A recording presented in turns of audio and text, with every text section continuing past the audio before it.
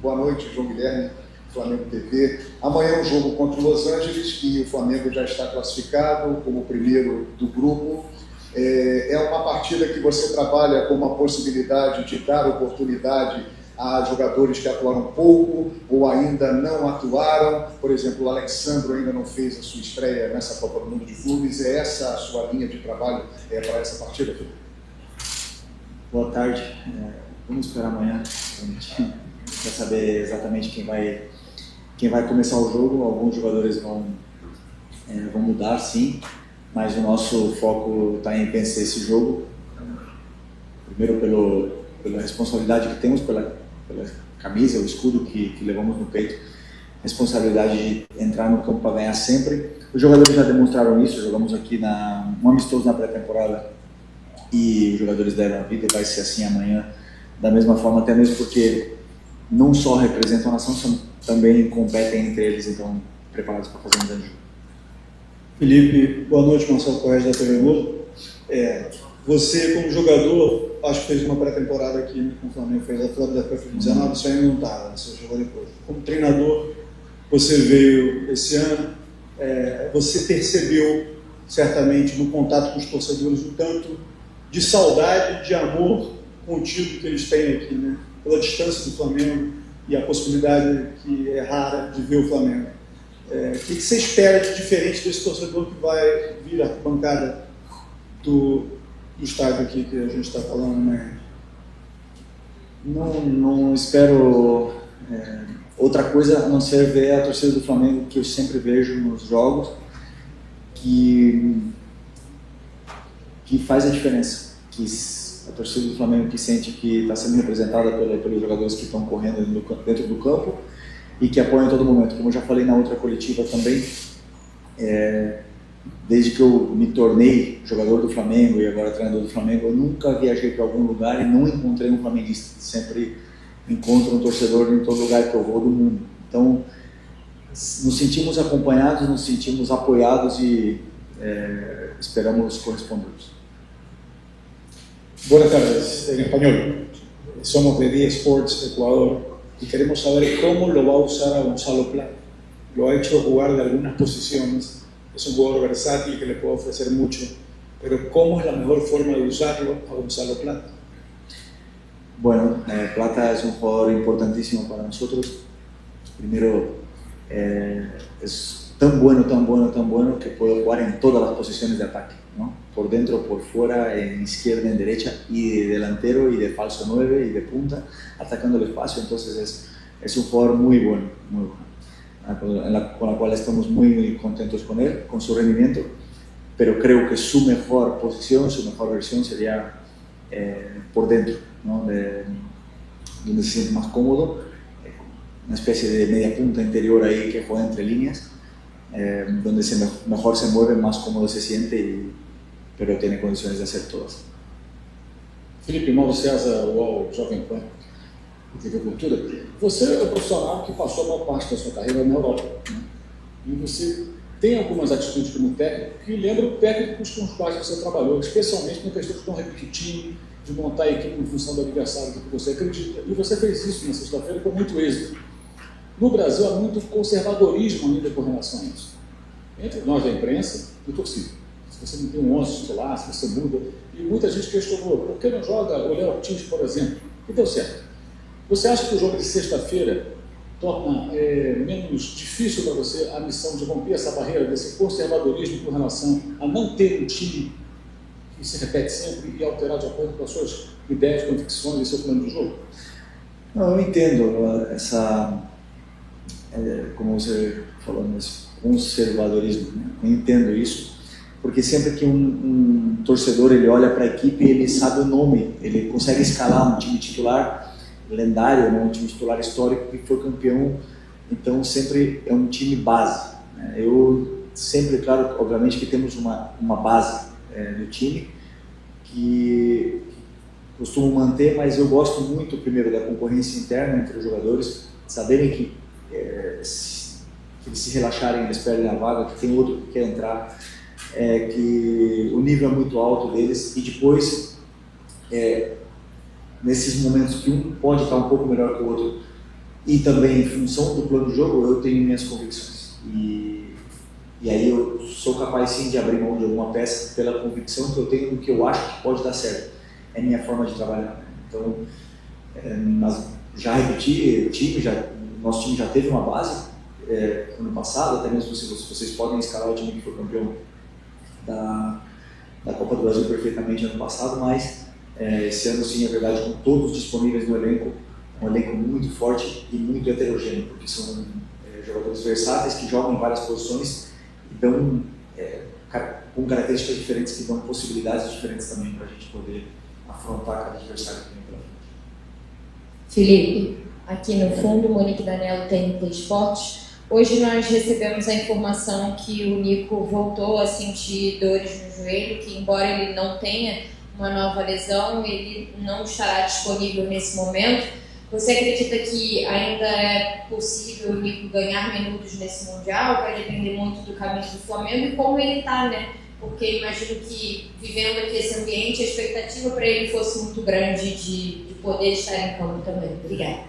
O Nico teve uma lesão séria naquele jogo que ele se machucou, não lembro o adversário, se for o Rio.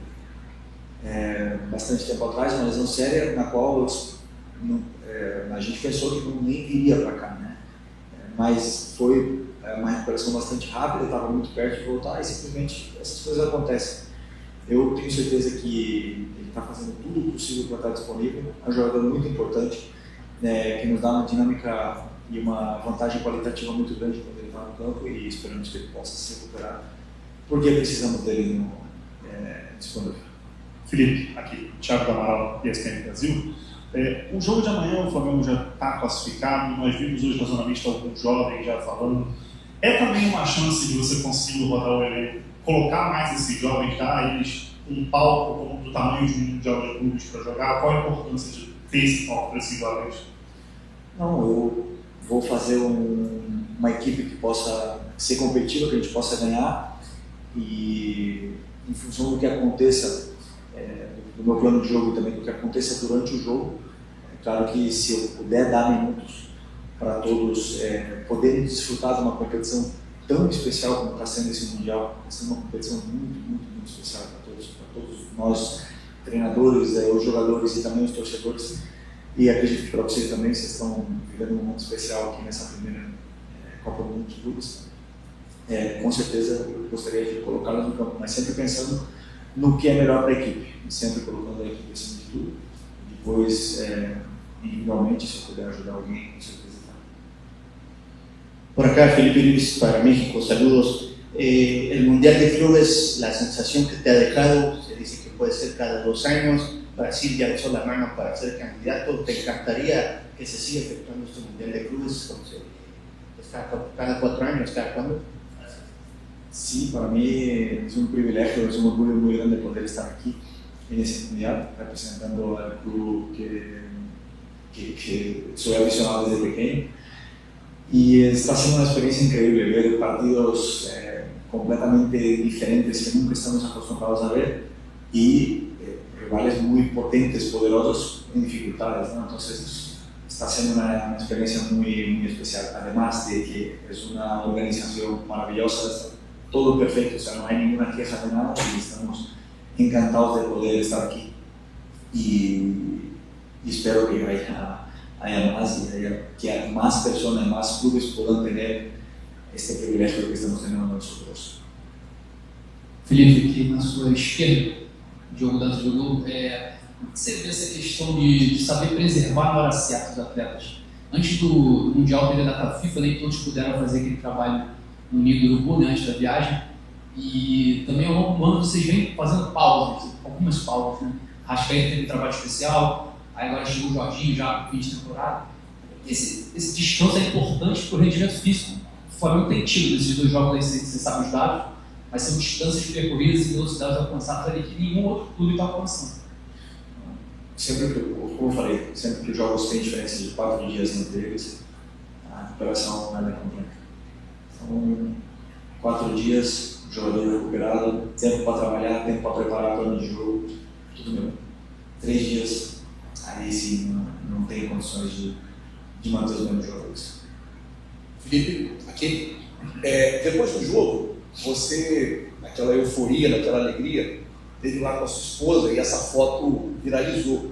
Eu queria que você falasse assim, um pouco do âmbito pessoal. Você ganhar um jogo, na história daquele jogo, que você começa com ele, um jogador, gol, e depois você consegue mexer algumas peças e virar a partida. Quando acaba o jogo, o Flamengo já classificado, é meio que você olhar para a tua família e falar assim, ó, muito obrigado por entender o meu trabalho aqui, porque a gente acompanha, sabe, quanto que você se desgasta, o quanto que você se dedica no trabalho. Queria que você falasse um pouco sobre isso.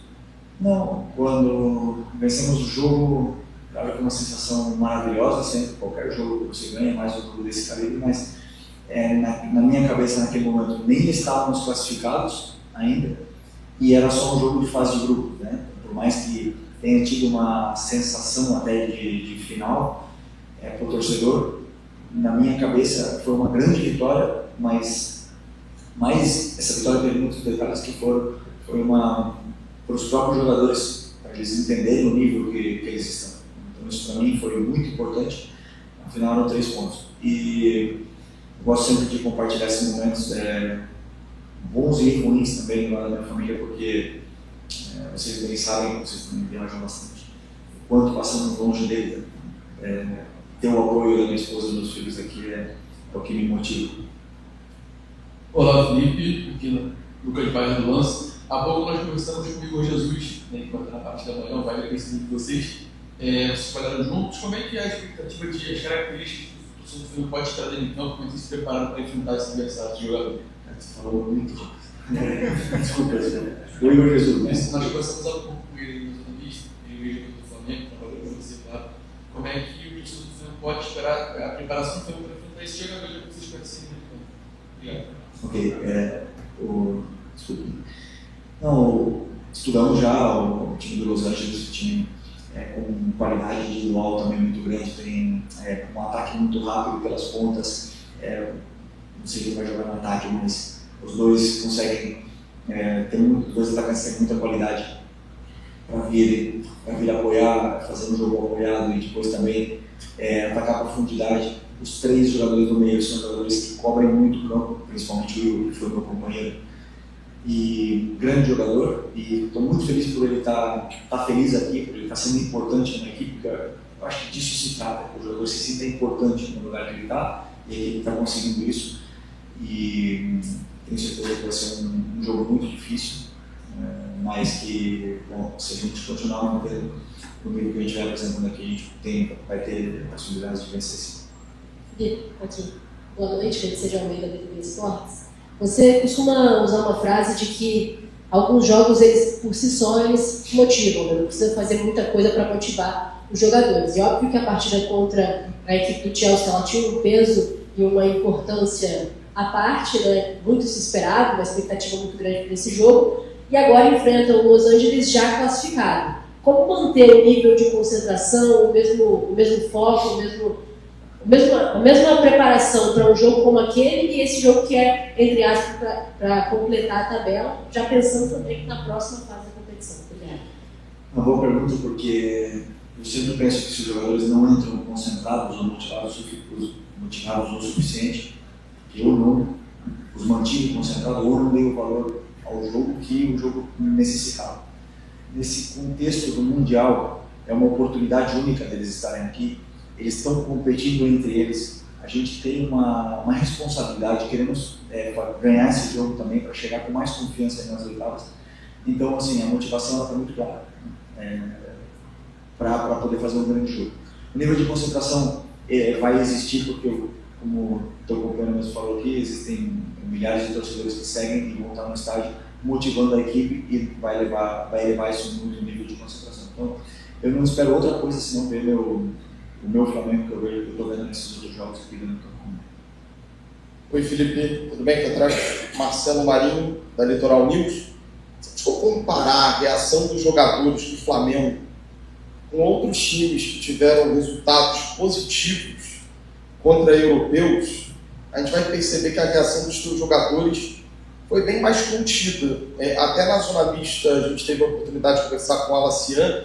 Eu perguntei se foi diferente. Ele não, foi como uma vitória do Campeonato Brasileiro. Você acha que traduz um